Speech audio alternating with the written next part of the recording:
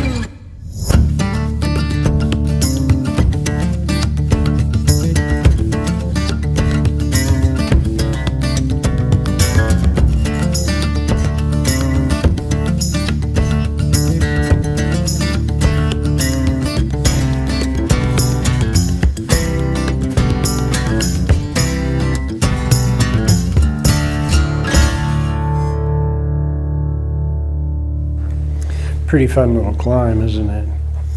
I think the first thing that I'll do, we'll look at the maps and all that, but let's just do a real quick touchdown, a little bit about safety, safety first. The San Juans are notorious for loose and rotten rock. Not so much on this climb, but there definitely is some loose stuff around, especially on the belay ledges. So a helmet is number one. Secondly, this is an alpine type setting. It's high up in the mountains, and especially in the summertime when you'll probably be climbing it, expect those rains in the afternoon. Be prepared for that. Boy, I mean, it can go from summer to winter just like that. So we always carry rain gear, not some little vinyl poncho or something, but a rain jacket, rain pants. It's always good medicine. And then the other thing that you most definitely are going to need on this climb, and I've read everything about it when I was doing my research. You can do it with a 60-meter rope, or they suggest a 70. A 70 is really a good idea unless you're really thorough in your rope handling. A 60-meter, that's what I've been doing it with, but on that last pitch, on the fourth pitch, when you wrap off, it only gets you to the first bolt on the fourth pitch. So there's some down climbing to do and finagling, and you just need to be really cautious with that, and especially going off the end of the rope. A 60-meter just is not going to land you on the ledge. A 60-meter on the third pitch will get you down just about to the bolts. You'll land on the ledge a little, probably 15 feet from the bolts, but just off to the side. Again, just to be safe, just use a 70-meter. That's what I would suggest. So that, I think, covers pretty much the front end of it. Let's go ahead and take a look at the maps. The first map, just if you don't know, where is this climb and where is this place called Ouray? It's in Colorado. And to give you an overview of it, the map here will show Ouray is south of Grand Junction, a town that you may be more familiar with, at the beginning of the $1 Million Highway if you're going south. Another town is Durango, and it's north of Durango, and again up through the $1 Million Highway. So that's where the climb begins, just a little bit south of Ouray. You gotta be careful when you pronounce it, because you'll get nailed on it. The locals don't like you saying it wrong. So everything I read said, well, this climb, you park in this little tiny pullout that's just 4 miles south of Ouray. And it's like, well, it's a little tiny parking lot, and you can overshoot it depending on when you set your odometer. So I thought, well, here you go. Let me put in a map and show you exactly where this parking is. I think it's a good idea to approach the parking from Ouray going south, because it's just, then you just pull off on the right hand side. This $1 Million Highway, it's really narrow all over the place. You don't want to be trying to turn around if you're coming the other way. It'd be best just to pass it, go to a good turnaround, and then come back up to it. Now the trail to the climb is directly in front of your car when you're going south. Park, and the trail's right in front of your car.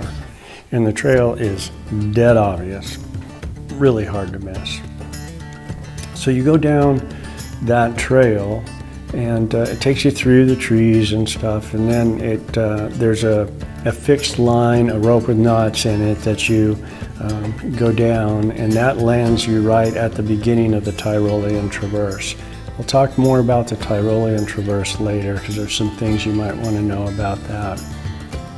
And then you do the Tyrolean, which is just above the waterfall, and you go up a gully directly past it. Again, the trail's, it's pretty well worn, so you go up this gully and there's like a big root of a tree there that you hang a left, and that's the trail, the beginning of the traverse over to Princess. And I don't know, maybe it's a quarter mile or so of there. I put in some coordinates here to try to help guide you to that spot, but it's like, again, it's pretty straightforward. If you pass it, the trail continues another 100 yards and drops down to the water. If you get there, if you come down to the creek, turn around and come back up about 100 yards and look up for the bolts.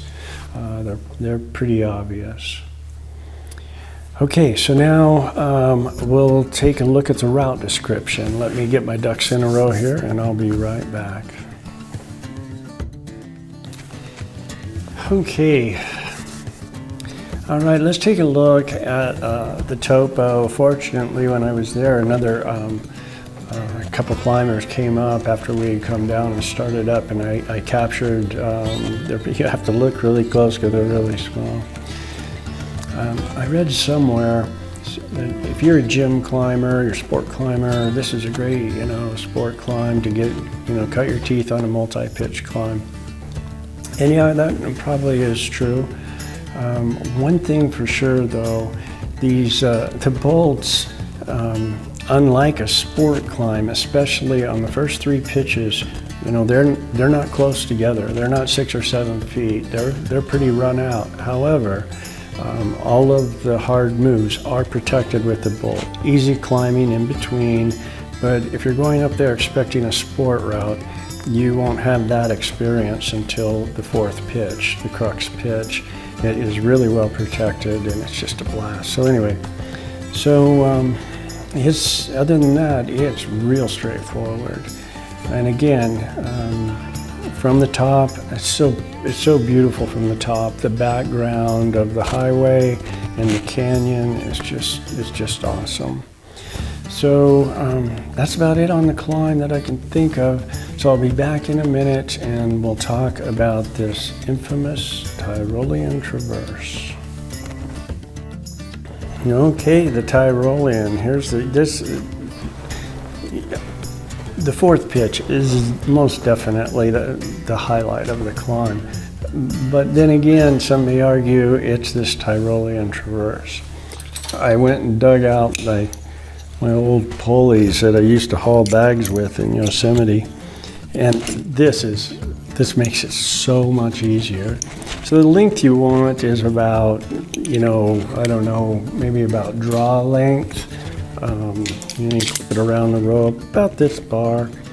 And what I do, and I'm not saying that, this is gospel or anything, this is just the way my approach is, clip on about that distance, whatever you want to use. Not too far, you want to be able to grab it.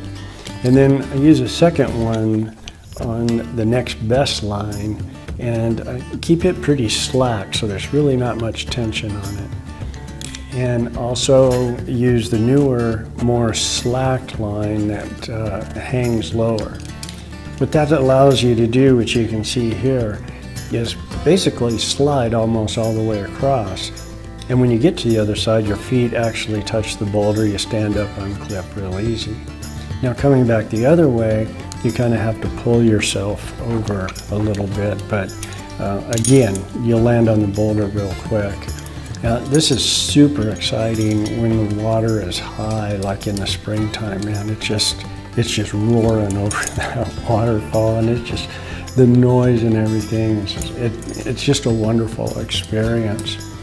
And then so what we do is trail a line across the other side of belay line, and then once my wife Cindy got to the other side, I hooked on the packs. She just pulled the packs right over. Then I clipped on, and she can blade me as I slide across.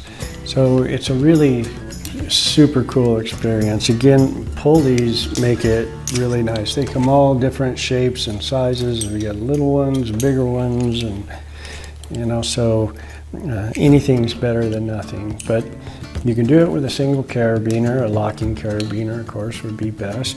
And do a couple. Use maybe the 2 lines and have a belay at least from one side. And it's doable. You just gotta pull a little harder. So anyway, that's my 2 cents on the tie roll in. Super, super exciting. Okay, that wraps it up. Remember to put in the comments below if I misspoke somewhere, you have some correction or additional information. I think this route is popular for people who are learning the multi-pitch type climbs, and the more information we have, the safer we can be. So thanks so much for watching. I really do appreciate it. Until next time, GoPro, stop recording.